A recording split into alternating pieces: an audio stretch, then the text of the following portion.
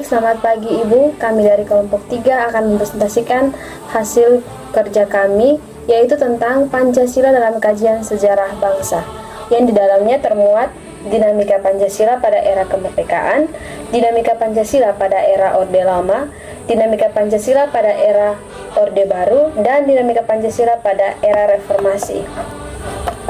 Di dalamnya ada termuat 3 poin penting. 1. Proses perumusan Pancasila menjelang kemerdekaan. Proses sejarah itu dimulai ketika bangsa Indonesia mempersiapkan kemerdekaan yang diawali dengan pembentukan BPUPKI, sidang pertama BPUPKI, masa reses, sidang kedua BPUPKI, serta pembentukan PPKI. Pada tanggal 7 September 1994, Perdana Menteri Koiso mengumumkan sidang ke-85 Parlemen Jepang bahwa Indonesia akan diberi kemerdekaan. Kemerdekaan itu dijanjikan akan diberi pada akhir Agustus 1945. Pada tanggal 1 Maret 1945, diumumkanlah badan yang bertugas untuk menyelidik usaha-usaha untuk Indonesia, yaitu Dokuritsu Zunbi Chosakai, yang dikenal dengan nama BPUPKI. Pada tanggal 29 April 1945, dibentuklah BPUPKI dan diumumkan nama-nama ketua, wakil ketua, serta para anggota sebagai berikut. Yang pertama, ketua atau Kaicho, Dr. Kanjeng Raden Tumenggung Rajiman Widyodiningrat. Yang kedua, ketua muda Ichibangse Yoshio.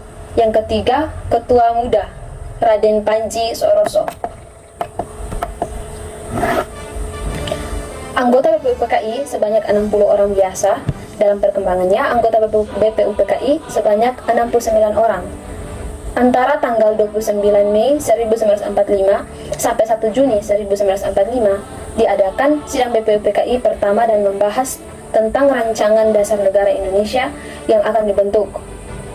Kemudian, beberapa pengacara mengajukan gagasannya mengenai dasar negara Indonesia, di antaranya Muhammad Yamin, Supomo, Insinyur Soekarno, Muhammad Hatta, Agus Salim, Sanusi, Sokiman, Abdul Qadir, dan Ki Bagus Hadikusumo. Dari banyak pembicara tersebut, ada beberapa naskah pidato yang berhasil ditemukan dan dihimpun sebagai dokumen sejarah, antara lain pidato Muhammad Yamin, Supomo, Ki Bagus Hadikusumo, Abdul Qadir, dan Insinyur Soekarno. Selama sidang BPUPKI, ditemukan beberapa prinsip atau gagasan, yaitu ketuhanan, kemanusiaan, persatuan, demokrasi permusyawaratan. Tanggal 1 Juni 1945, yakni hari keempat sidang BPUPKI, Insinyur Soekarno berpidato yang di kemudian hari dikenal dengan pidato lahirnya Pancasila. Sidang pertama BPUPKI telah selesai dan terjadi masa reses yang kemudian dimanfaatkan oleh Insinyur Soekarno dengan mengajak sebagian anggota BPUPKI untuk berapat merumuskan hasil-hasil sidang BPUPKI yang berjumlah 38 orang.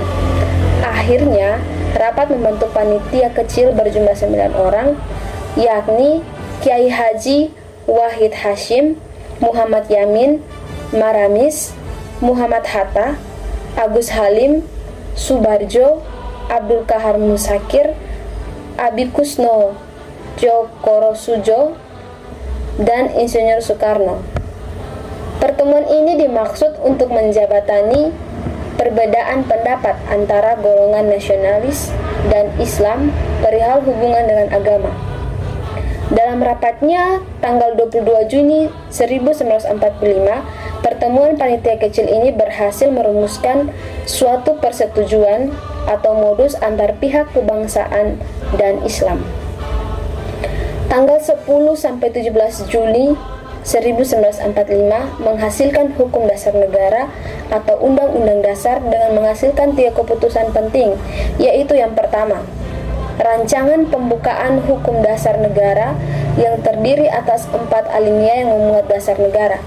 Yang kedua, rancangan Hukum Dasar berisi pasal-pasal mengenai aturan bernegara terdiri dari 16 bab, 37 pasal, 4 pasal aturan peralihan, dan 2 ayat aturan tambahan. Yang ketiga, rumusan tentang Indonesia Merdeka terdiri atas 14 alinea, berisikan tujuan sejarah dan posisi Indonesia dalam Perang Asia Timur Raya yang dimaksudkan untuk dibicarakan pada saat proklamasi kemerdekaan. Yang kedua, penetapan Pancasila sebagai dasar filsafat negara. PPKI didirikan pada tanggal 12 Agustus 1945, yakni ketika Marsekal Teraichi Hisaichi secara resmi menyatakan bahwa pemerintah Jepang menyetujui berdirinya badan tersebut. Ketua PPKI adalah Insinyur Soekarno dan wakilnya Dr. Anus Muhammad Hatta. Anggota PPKI semula berjumlah 21 orang, namun atas inisiatif Insinyur Soekarno ditambah 6 orang menjadi 27 orang. Hasil dari sidang PPKI sebagai berikut. Yang pertama, pengesahan pembukaan dan hukum dasar negara sebagai Konstitusi Republik Indonesia yang dikenal dengan nama Undang-Undang Dasar 1945 yang di dalamnya memuat dasar negara. Yang kedua, penetapan Presiden dan Wakil Presiden Republik Indonesia.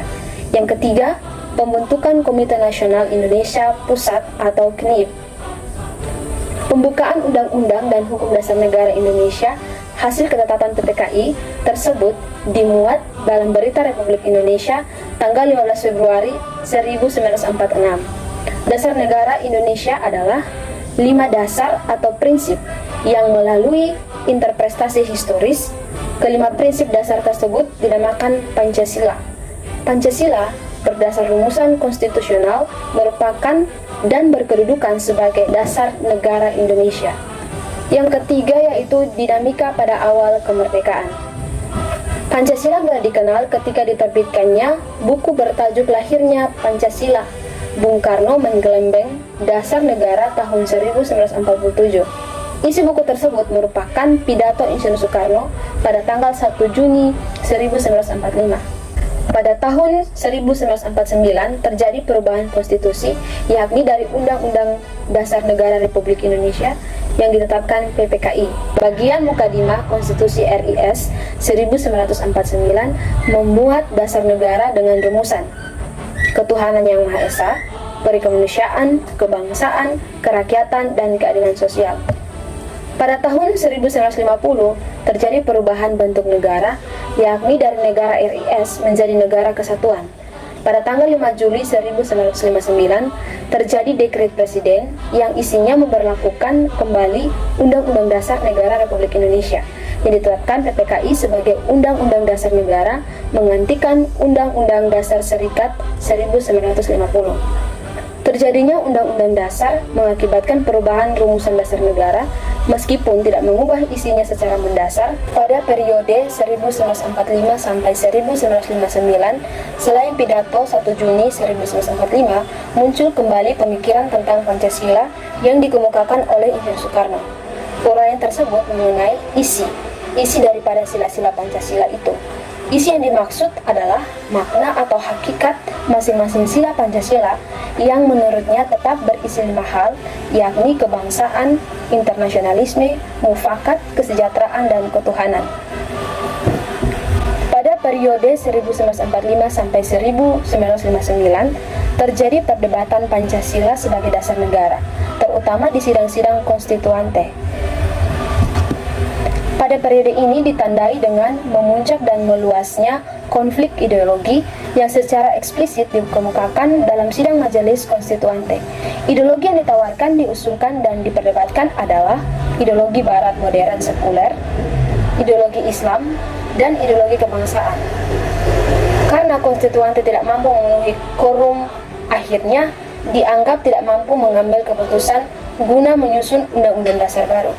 Isi dekret adalah membubarkan konstituante, berlakunya Undang-Undang Dasar 1945 dan pembentukan MPRS. Baik, materi selanjutnya akan dibawakan oleh teman saya. Nah, baik Ibu, saya akan membawakan materi tentang dinamika Pancasila pada era Orde Lama. Periode Orde Lama berlangsung antara tahun 1959 sampai 1966 yang ditandai dengan berlakunya Undang-Undang tahun 1945 melalui Dekret Presiden 5 Juli 1959. Periode ini disebut masa demokrasi terpimpin. Dalam mengimplementasikan Pancasila, Insinyur Soekarno melakukan pemahaman Pancasila dengan paradigma yang disebut USDEK. Untuk memberi arahan perjalanan bangsa, Presiden menekankan pentingnya memegang teguh Undang-Undang Dasar tahun 1945, sosialisme ala Indonesia, demokrasi terpimpin, ekonomi terpimpin, dan kepribadian nasional. Pada masa itu pula, Insinyur Soekarno berhasil membawa Pancasila dikenal di dunia melalui pidatonya di dalam sidang umum PBB pada tahun 1960 yang berjudul Membangun Dunia Kembali atau To Build the World Anew. Pancasila ditampilkan sebagai dasar piagam yang universal untuk kesejahteraan umat manusia. Dalam pendidikan nasional, melahirkan warga negara Indonesia yang berjiwa Pancasila ialah yang pertama ketuhanan yang Maha Esa, yang kedua kemanusiaan yang adil dan beradab, yang ketiga kebangsaan, yang keempat kerakyatan, dan yang kelima keadilan sosial. Sekian materi dari saya. Materi berikutnya akan dibawakan oleh teman saya. Kita akan masuk ke dalam bagian C, yaitu dinamika Pancasila pada Orde Baru. Pemerintahan Orde Baru ditandai pada saat Jenderal Soeharto diberi kewenangan oleh Presiden Soekarno waktu itu untuk mengendalikan keadaan, memulihkan keamanan dan ketertiban dalam negara setelah terjadinya pemberontakan G30S PKI. Orde Baru lahir dari konteks penyimpangan yang dilakukan oleh pemerintahan sebelumnya dan yang berusaha mengembalikan tatanan kehidupan bernegara pada pelaksanaan Pancasila dan UUD 1945, dan usaha-usaha secara sistematis untuk memperkuat kedudukan Pancasila itu dilakukan antara lain ada 6 usaha-usaha secara sistematis dilakukan. Ada 6 usaha, yaitu 1, Simposium Universitas Indonesia membahas ideologi, membuat simpulan kembali ke rel Pancasila sejati. Yang kedua, sidang umum MPRS pada tahun 1965 menghasilkan sumber terbit buku Indonesia dan tata urutan peraturan perundangan RI. Ada yang ketiga, pada tahun 1968 Presiden Soeharto mengeluarkan Impres nomor 12 tahun 1968 tentang penulisan dan pembacaan Pancasila. Dan yang keempat, sidang MPR pada tahun 1973 mengeluarkan keputusan tentang Pancasila, misalnya dengan ketetapan MPR nomor 5/MPR tahun 1973 tentang garis-garis besar haluan negara atau GBHN. Yang kelima, sidang umum MPR pada tahun 1978 hasilnya adalah keluarnya ketetapan MPR nomor 2 MPR nomor 2 garing MPR garing 1978 tentang pedoman penghayatan dan pengalaman Pancasila atau ekspresinya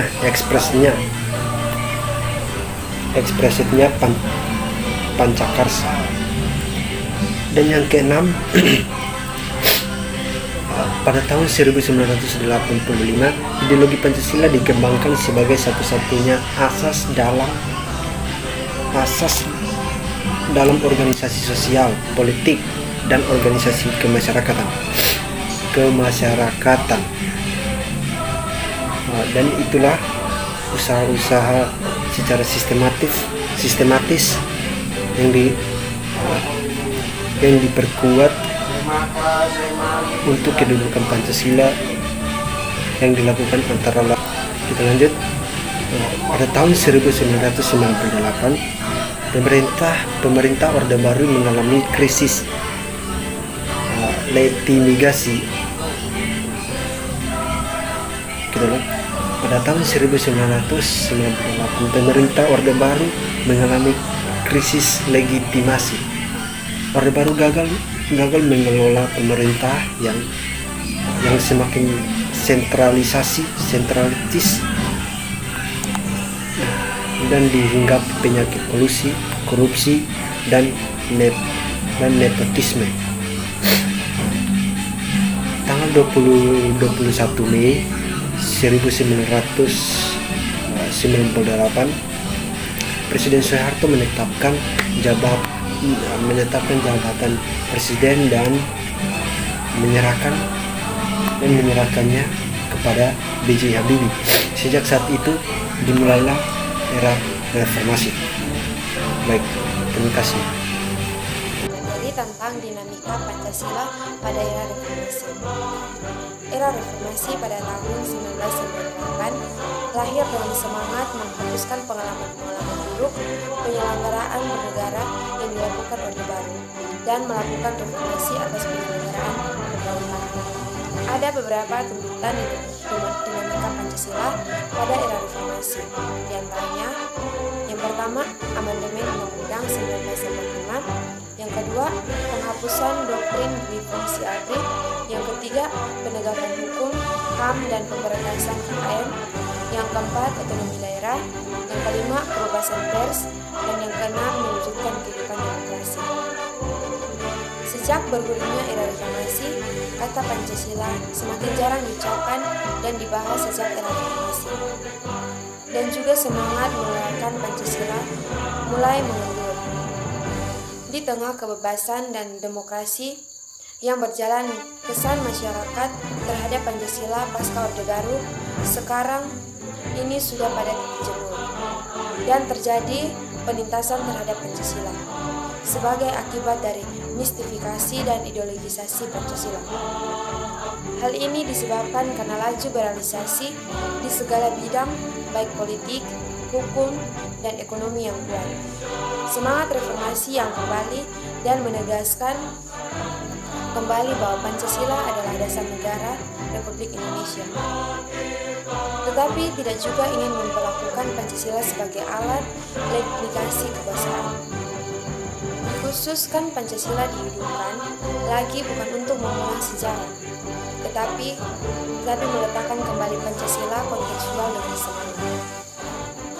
Ada beberapa ketetapan MPR RI yang menyeratkan tentang penerimaan Pancasila, yaitu yang pertama, ketetapan MPR RI nomor 17 tahun 1998 tentang hak asasi manusia yang menyatakan bahwa bangsa Indonesia mempunyai pandangan dan sikap yang bersumber dari ajaran agama, moral, nilai luhur budaya, serta Pancasila dan Undang-Undang 19. Yang kedua, ketetapan MPR RI nomor 5 tahun 2000 tentang penetapan kesatuan dan persatuan nasional seperti kondisi yang diperlukan dalam kebijakan. Yang ketiga, ketetapan MPR RI nomor 6 tahun 2001 tentang etika kehidupan bangsa bersumber dari ajaran agama, khususnya yang bersifat universal dan nilai-nilai budaya bangsa. Berdasarkan uraian di atas, dikemukakan bahwa era reformasi pada awalnya mendeskripsikan Pancasila dan Pancasila dianggap sebagai bagian dari Orde Baru. Sekian dari materi saya.